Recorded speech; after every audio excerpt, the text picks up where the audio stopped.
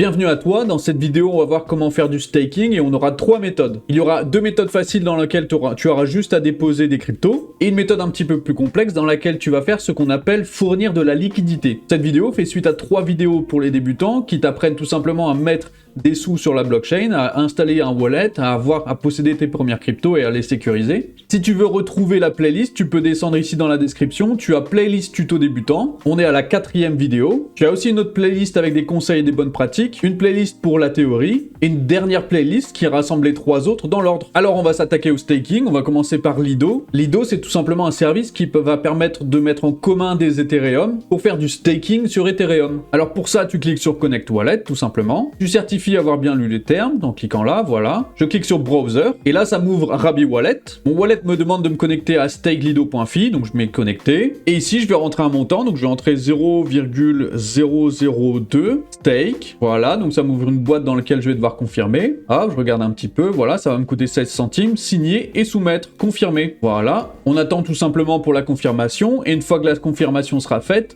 on voit que je peux gagner 2,4% annuel. Et voilà. Alors ce qui se passe, c'est qu'en échange de mes 0,002 Ethereum, ils m'ont donné 0,0019 ST Ethereum. Donc ça, c'est tout simplement la preuve que j'ai staké depuis mon wallet. Et ce qui se passe, c'est que certains services nous permettent de faire du staking de STETH.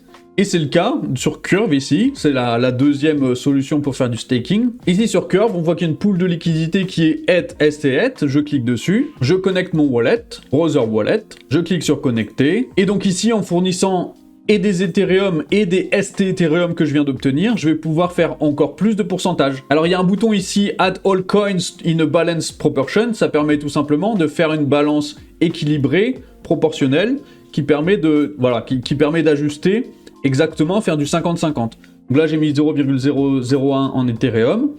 J'approuve le spending. Voilà.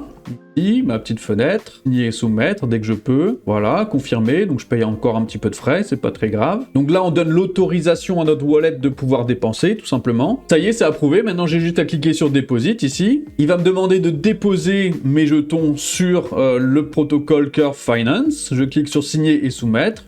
Confirmé, j'ai encore quelques frais, 46 centimes. Alors il faut savoir que les frais c'est pas des pourcentages, les frais sont fixes. Donc si jamais tu fais ça avec 1000 $, les frais sont vraiment minimes. Et voilà, j'ai déposé des Ethereum et des ST Ethereum. Et si je vais dans Dashboard, ici je peux voir ma pool de liquidité qui travaille à 1 et quelques % par an. Et ici on voit toutes les informations sur la liquidité que j'ai fournie. STETH ici, voilà, donc qui travaille à 1,24% par an et j'ai 4,64 $ de bloqués dans le protocole. Si je veux débloquer ici, je clique sur Withdraw. J'ai des LP tokens que je peux débloquer ici. Donc j'ai cliqué sur tous mes LP tokens. Les LP tokens, c'est la preuve de la liquidité que j'ai fournie. Là, je vais pas le faire parce que je vais te montrer autre chose. Je vais cliquer sur Deposit. Je vais cliquer sur Stake. Et ici, tu peux voir que j'ai mes LP tokens.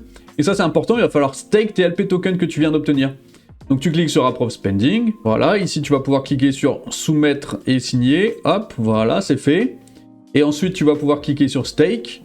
Et c'est à ce moment-là que tu vas générer des frais. Voilà, maintenant que c'est approuvé, je peux cliquer sur Stake ici. J'ai là toujours la petite boîte qui s'affiche ici. Signer et soumettre dès que je peux. Le solde de gaz n'est pas suffisant. Ah oui, parce que ça va me coûter très cher en gaz. Je vais aller chercher des Ethereum et je reviens tout de suite. Voilà, donc là maintenant je recommence maintenant que j'ai des Ethereum en plus. Je clique sur Stake, Rabby Wallet Notification. Alors petite astuce pour payer moins. Ici tu cliques sur Normal et en priorité tu vas mettre lentement. Et là tu vois, je vais payer 43 centimes à la place. Donc ça va être un petit peu plus long à se lancer, mais en tout cas, je vais payer moins cher. Donc signer et soumettre, confirmer. Voilà, donc là, on va attendre un petit peu plus longtemps. Et voilà, ça y est, mes LP tokens ont été stakés. Donc je le rappelle, ici, tu vas dans Deposit, tu déposes Ethereum, ST Ethereum, tu cliques sur ce bouton pour vraiment avoir le moitié-moitié.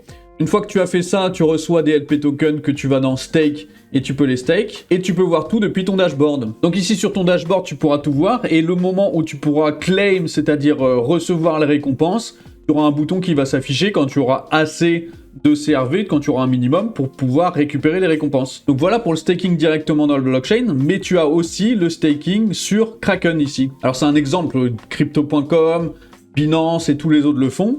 Et tu vas ici sur gain, donc earn en anglais, voilà. Et tu vois ici les pourcentages annuels en vert, et ici quel crypto tu vas devoir staker. On voit ici très intéressant qu'on peut gagner 6% sur Bit&Sor ou encore 6,85 sur Solana, qui sont quand même des cryptos assez réputés. Donc c'est tout simple, une fois que tu as acheté ces cryptos-là, tu auras un bouton dans lequel tu pourras cliquer sur déposer, et tu vas gagner les pourcentages annuels qu'on voit en vert ici. C'est très facile à faire sur des exchanges centralisés comme ça. Alors maintenant la question c'est où est-ce qu'on va trouver les meilleurs frais en staking? Et alors là j'ai pas de réponse parce que dans 6 mois tout aura probablement changé, il y aura peut-être des opportunités nouvelles et celles d'aujourd'hui vont être complètement mortes. Donc pour ça il va falloir faire un travail de recherche de ton côté. Mais le staking c'est intéressant si déjà tu es dans un projet que tu apprécies, que tu penses qu'il y a de l'avenir et qui en plus il propose du staking dans lequel tu peux faire un petit pourcentage annuel, et bien à ce moment-là ça peut être intéressant de déposer ces jetons pour gagner un petit peu. Mais il faut toujours faire attention, même là il y a des risques. Et surtout des risques dans des protocoles comme par exemple Curve Finance. Si on regarde ici Pools, voilà, on clique ici, on va avoir accès à plusieurs pools. Et qu'on regarde ceux qui ont les meilleurs pourcentages annuels en cliquant ici,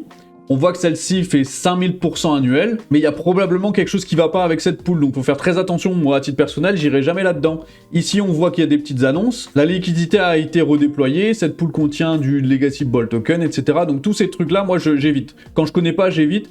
Je préfère aller vers quelque chose de très sûr, comme par exemple le staking sur Solana. Et bien là, c'est pas risqué du tout. Le staking sur Tao avec Bit&Sor, c'est pas risqué du tout, c'est connu. Il y a des risques évidemment, mais c'est inhérent au projet en soi. Si le projet il échoue, le staking, tout comme tes tokens, vont s'effondrer. Mais c'est pas comme sur Curve ici où tu as des pools de liquidité, où là par contre, ta liquidité peut vraiment tomber à zéro. Sans compter tous les hacks qui vont avec et qui peuvent arriver à n'importe quel moment. Donc faut faire très attention. Dans la prochaine vidéo, on va voir le transfert d'une blockchain à l'autre, comment jongler, comment naviguer sur les blockchains. En attendant, si cette vidéo t'a plu, n'hésite pas à mettre un j'aime et un commentaire. Et surtout, abonne-toi, c'est très important. Et n'oublie pas que tu peux retrouver toutes les vidéos de la playlist en description. À bientôt!